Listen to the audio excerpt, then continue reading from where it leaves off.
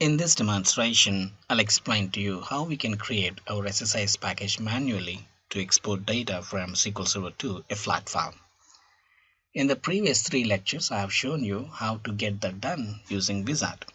But this time, I can create my own package by right-clicking on the SSIS packages and then click on New SSIS package.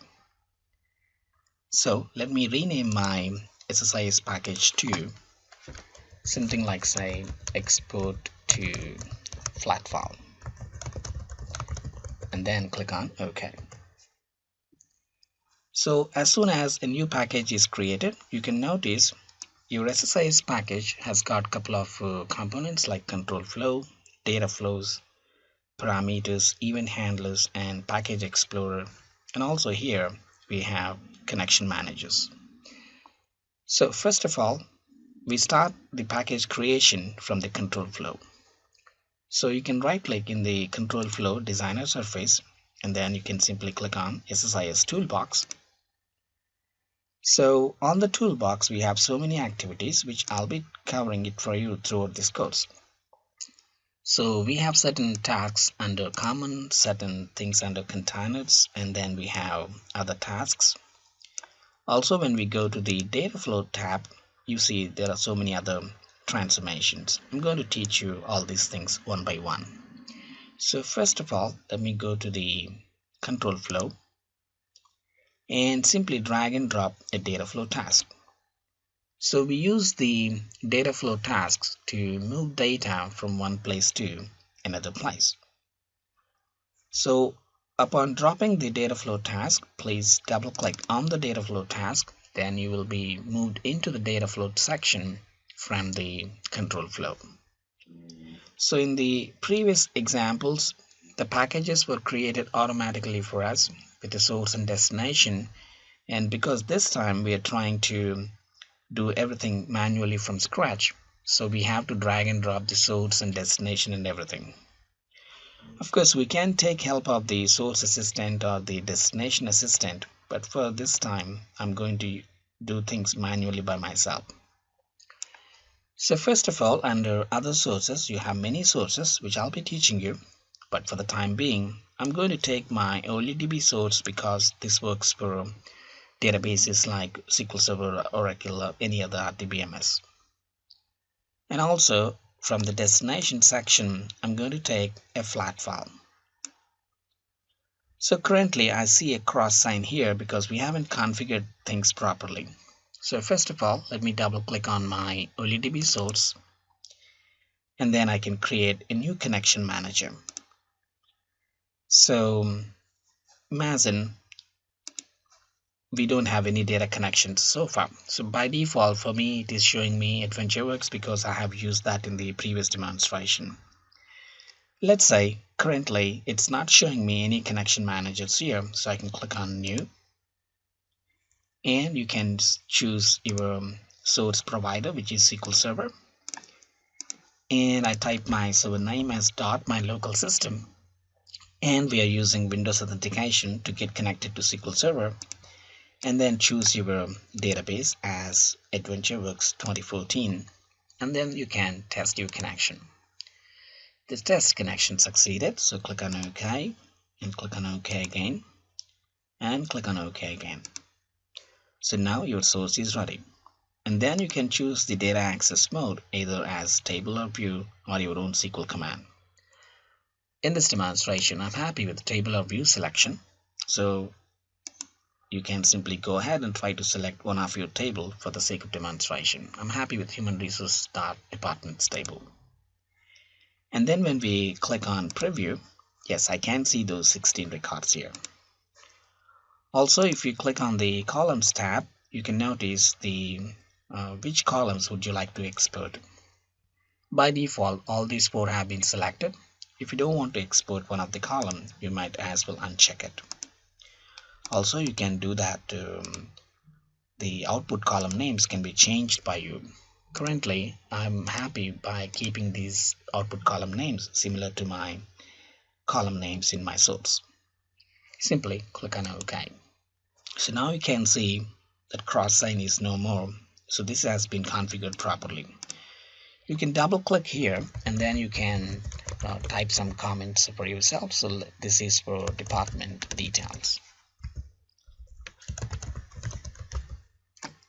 Now when you select a specific data flow task, you see there are two pipelines here.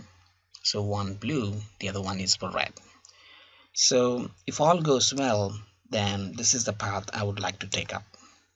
If this activity fails, what you would like to do, that you can do with the red line. So we'll talk about precedence, constraints and all a bit later. And this line is what we call it as pipeline, through which the data travels from one place to another place. So now we have to simply specify our destination. Double click on the destination and then you can create a new flat file connection manager. So it is asking you choose the format for the destination flat file. I'm happy with my delimited option. Click on OK. And then you have to choose the location for your output file. So inside the outputs folder, I'm going to create a new output file, something like departments details.txt, or you might as well save it as a CSV file so that you can open it in Excel. Okay, probably I'll go for a CSV file. Save. OK. Now important thing here, column names in the first data row is what I'm selecting because I would like to see my column headings in the first row. Also, if you go to the column section, you can see these are the 4 columns that will be exported, and each column will be separated by a comma sign or any other delimiter of your choice, and the row delimiter is your carriage written line feed. And also you can have a preview here. If you would like to skip certain rows at the time of exporting, then you might as well specify data rows to skip like 10 or so and so. So only from the 11th record onwards, the records will be migrated. I'm happy to keep this as 0 because we would like to export everything. Also, under the Advanced tab, you can notice for each column, you can set the properties of your choice. So we have a department ID, and it's DTI2, 2-byte signed integer. If you would like to change the column name, you can do that. And department name is Unicode string DTWSTR, and then you have a group name and a modified date. You can see the output column width also you can modify by yourself. Finally, click on OK. And you have a warning here, though it is not stopping you from clicking on OK. It is trying to tell me map the columns on the mappings page. So if I can click on the mappings tab, you can see this is how mapping has already been taken place. So if you do not like to export certain column, you can click on ignore. Then you don't see the connection between department ID and department ID. So let me take this back. And finally, click on OK.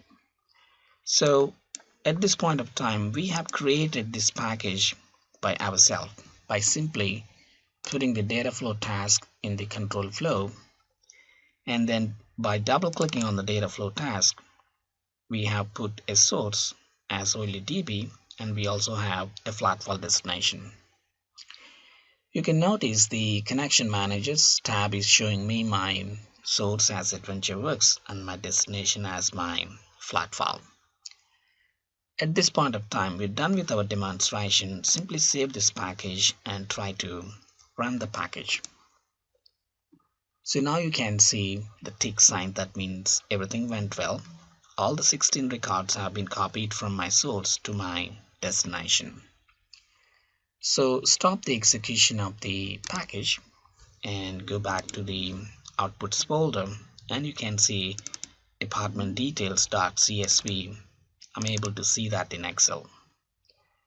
So this is how, in this demonstration, I have explained to you how you can migrate data from a SQL server to a flat file, a CSV file, and wherein we have designed this package by ourselves. Unlike in the previous scenarios, this was done by the wizard itself.